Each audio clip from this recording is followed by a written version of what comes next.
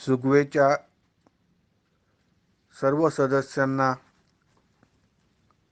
माझे आशीर्वाद.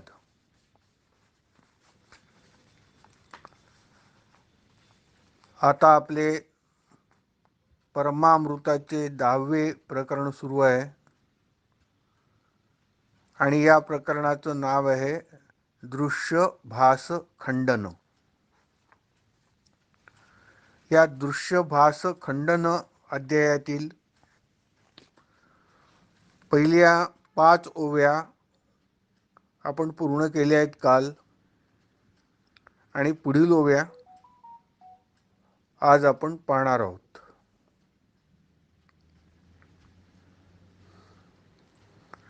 आता 6वी ओवी अशी आहे.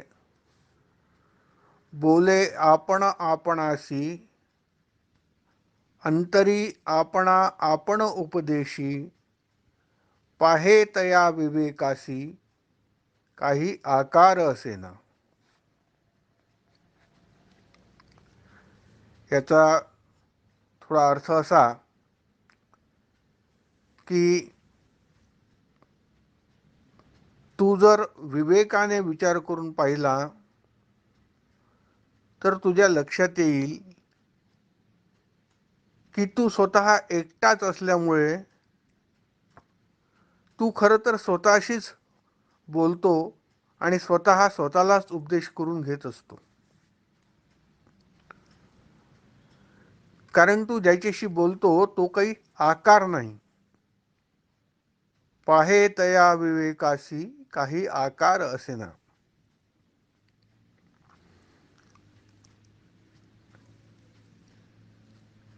जेव्हा ध्यान करीत असलेल्या या साधकाचे ध्यान लागलेले असते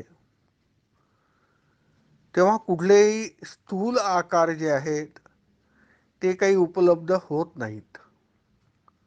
काही दृश्य दिसत नाहीत.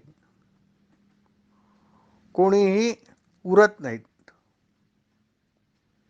फक्त तो साधक एकटाच असतो. आणि अशा वेळेस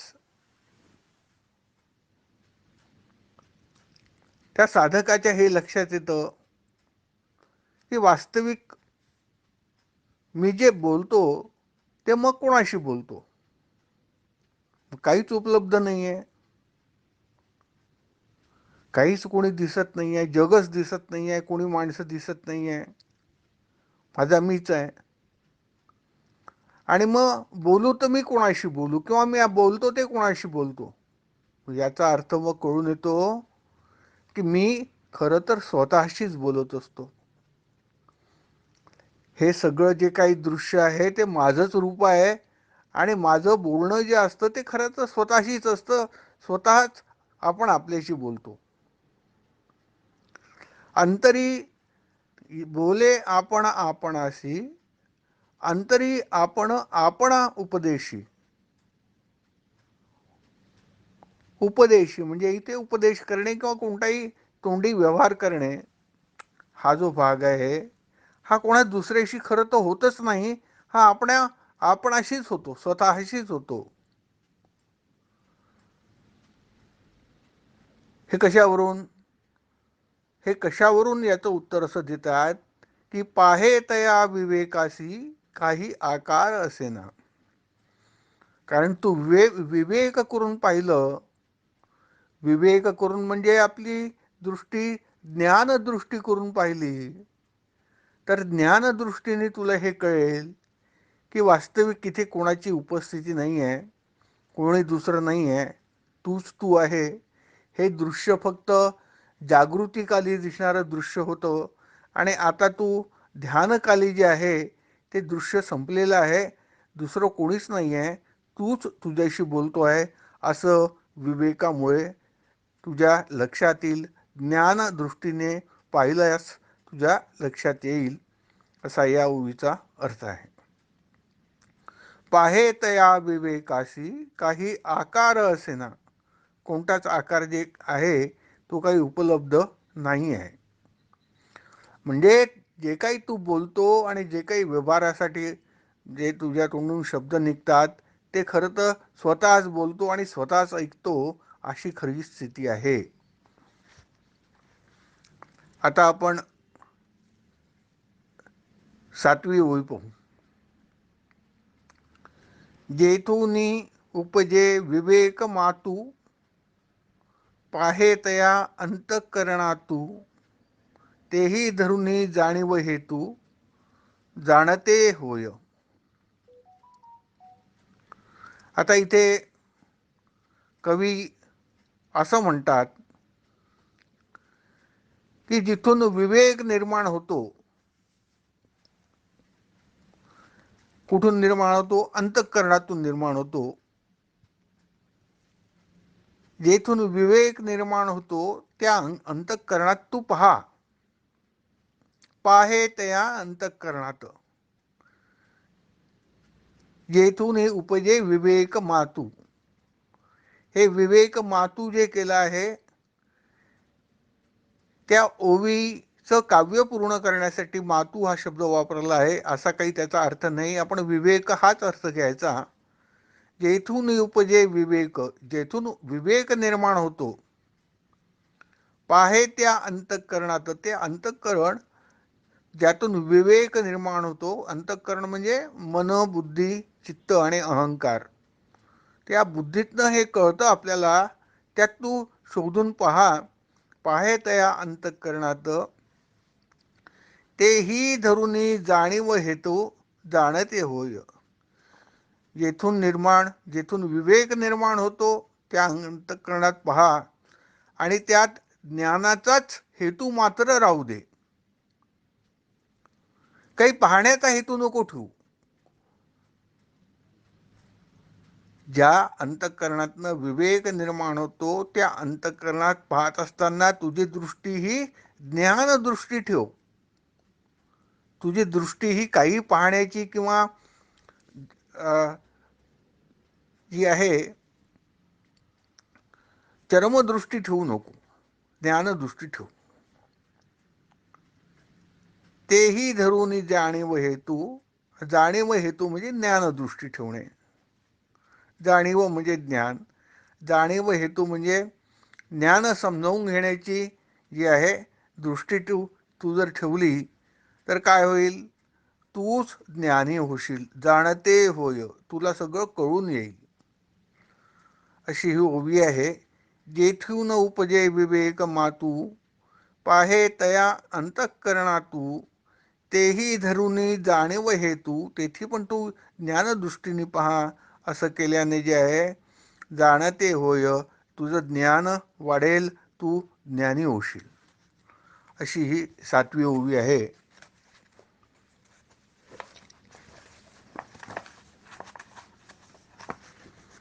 आता आपण 8वी ओवी पाहू. देहासहित ब्रह्मांड शून्य, झालिया उरे परिपूर्ण, काही न दिसे स्थान मान, कवणे ठाई.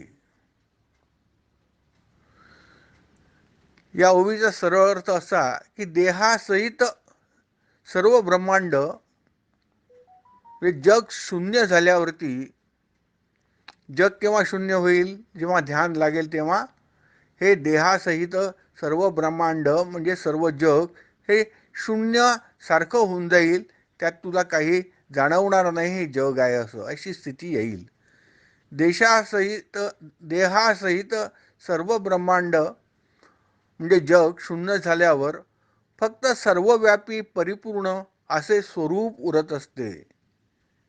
झालिया उरे परिपूर्ण. जे परिपूर्ण आहे तेच उरत असतं असं कवीचं म्हणणं आहे.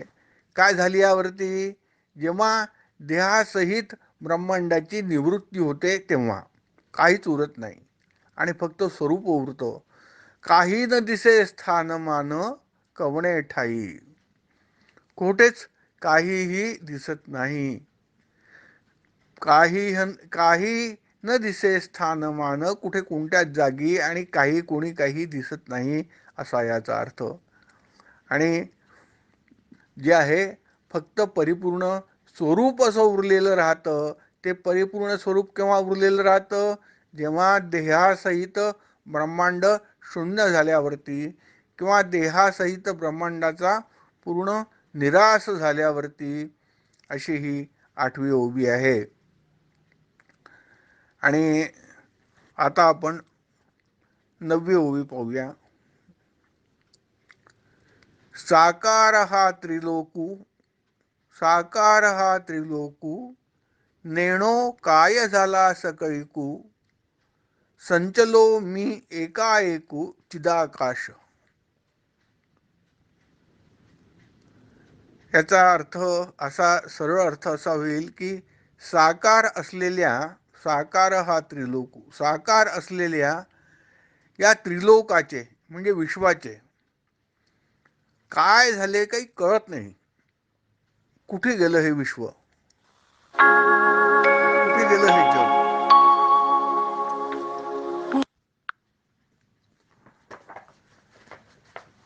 कुठे गेलं हे जग, हे काही कळत नाही.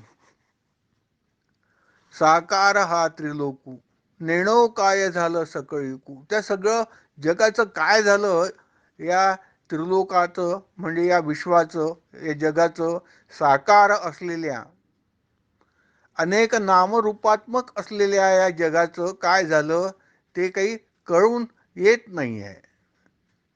साकार असलेले या त्रिलोकाचे म्हणजे विश्वाचे काय झाले ते काही कळत नाही. चिदाकाश रूपाने मीच सर्वत्र व्यापून आहे असे वाटते. संचलो मे एकाएकू चिदाकाश, म्हणजे हा फक्त चिदाकाशाचा जो आहे संचार, सर्वत्र एका चिदाकाशाचा सर्वत्र संचार होतो आहे. आणि चिदाकाश म्हणजे काय ते तुम्हाला समजावून सांगितलं. परत एकदा पुढे येणार आहे चिदाकाश, आपण तेव्हा त्याचा अर्थ पाहू.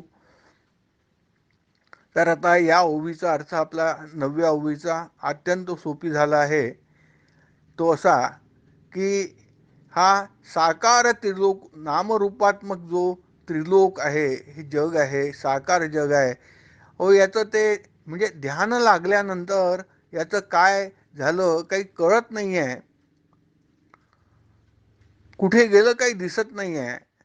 आणि मात्र सर्वत्र संचार होऊन राहिलेला आहे. संचलो मी एकाएकू, माझा एकट्याचाच संचार सर्वत्र होतो आहे. कोणत्या रूपात? चिदाकाशाच्या रूपामध्ये. असा या ओवीचा 9व्या ओवीचा अर्थ आहे. आणि आता आपण 10वी ओवी पाहू. अंतर्बाह्य परिपूर्ण, अंतर्बाह्य परिपूर्ण, शून्य झाले दृश्याचे भान, असणे आपण या आपण एकत्व रहित. ध्यान लागलेल्या स्थितीमध्ये अंतर्बाह्य परिपूर्ण म्हणजे आत बाहेरचे सर्वच नाहीसे झालेले दिसते. काही आत नाही आणि काही बाहेर नाही. अंतर्बाह्य परिपूर्ण, शून्य झाले दृश्याचे भान, दृश्याचं भान शून्य झालेलं आहे. म्हणजे जे भान हरपल्यामुळे, ज्या अज्ञानामुळे सगळं दृश्य दिसत होतं, ते दृश्य आता भान जे आहे ते ताळ्यावर आल्यामुळे आणि योग्य स्थानी ते भान आल्यामुळे, ज्ञानपूर्ण भान झाल्यामुळे आता आता मात्र जे दृश्य आहे, जो आभास आहे, तो आता दिसेनासा झाला आहे.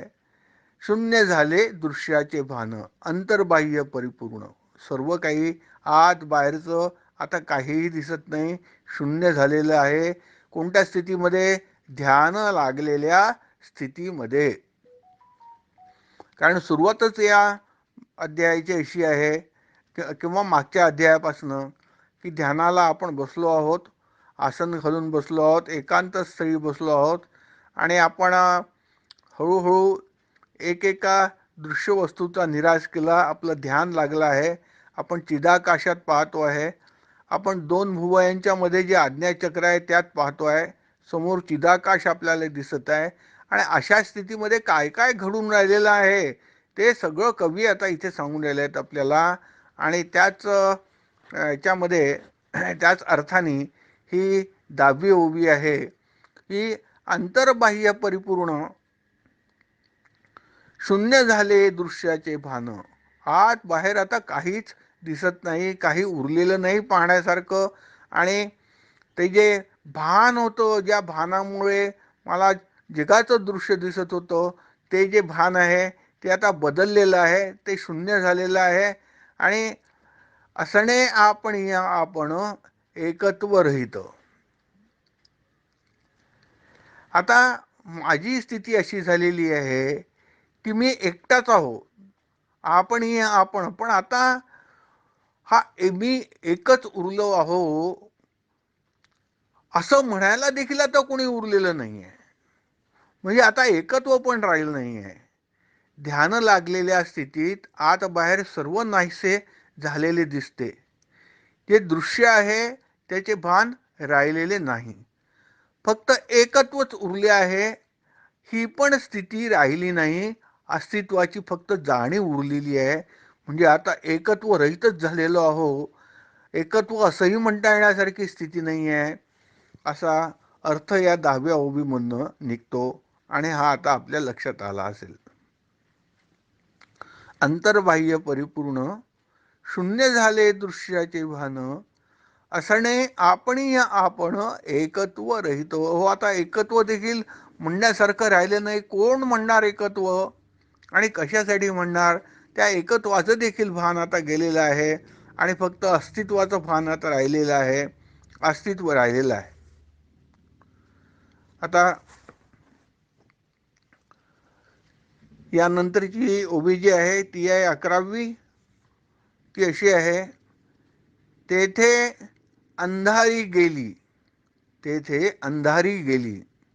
अंधार गेला, काळोख गेला असा अर्थ. तेथे अंधारी गेली, मन बुद्धी मावळली, आत्मप्रभा उजळली चिदादित्याची. पहिले चिदादित्य म्हणजे काय ते समजावून घेऊ. चिदाकाशाबद्दल आपण बोललो होतो की दोन भुवयांच्या मधला जो आज्ञाचक्राचा भाग आहे, तिथे आपण चित्त एकवटून ध्यानाला बसल्यानंतर हळूहळू हळूहळू काही दिवसाच्या प्रॅक्टिस नंतर, काही दिवसाच्या अभ्यासानंतर अशी स्थिती प्राप्त होते की आपल्याला एक पोकळी दिसायला लागते, प्रचंड पोकळी. एवढी मोठी पोकळी की जी आपल्या या दृश्य, जे आपण जागृतीमध्ये आकाश पाहतो त्या आकाशापेक्षाही मोठं आकाश आपल्याला दिसायला लागतं, प्रचंड मोठं आकाश दिसतं. आणि या आकाशामध्ये जर कोणी, जो प्रकाश आहे या आकाशामधला, तो कोणाचा प्रकाश आहे?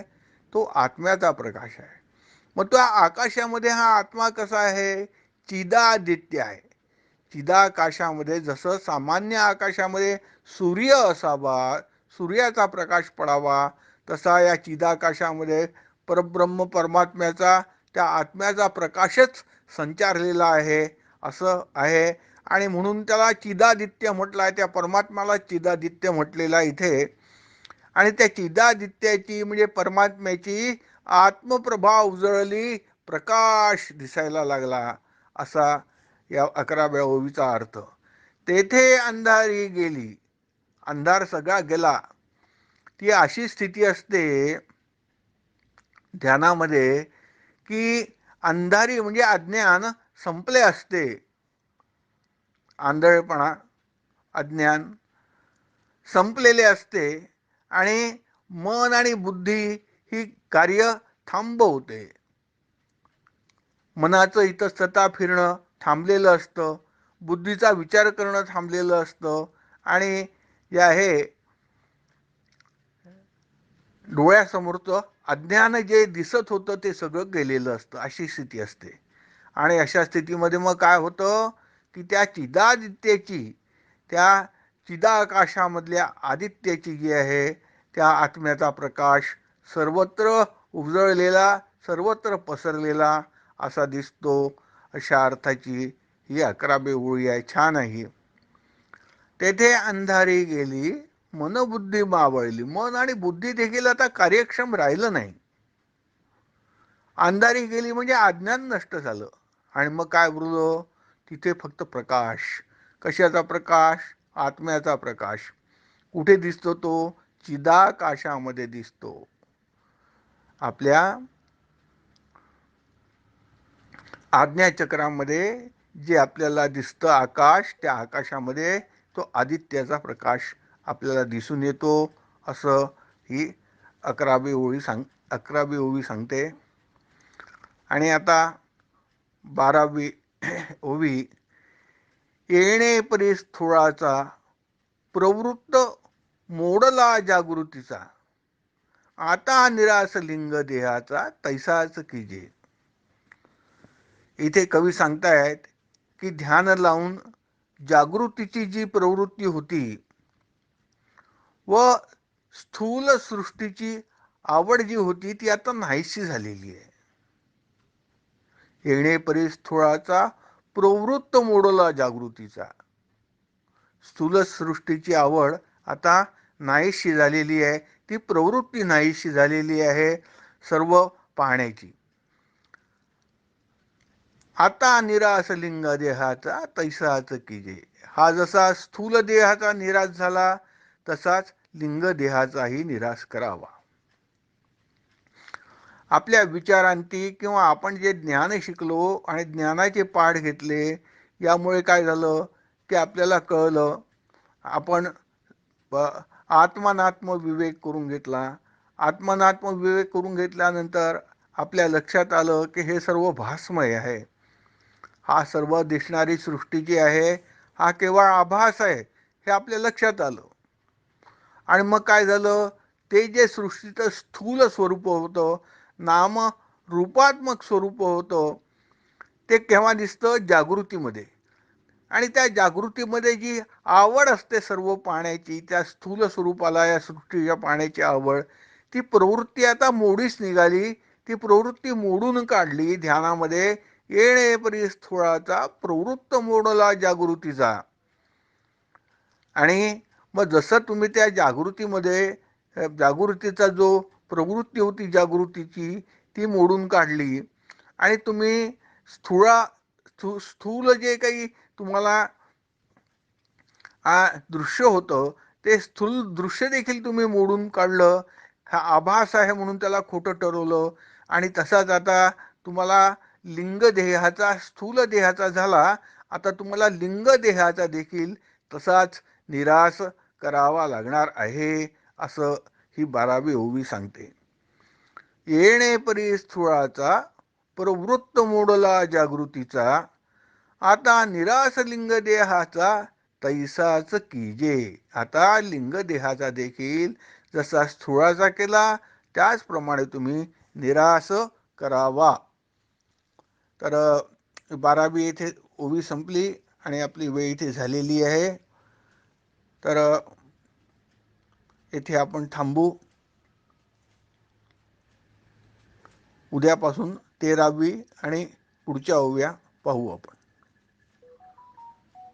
सर्वांना आशीर्वाद.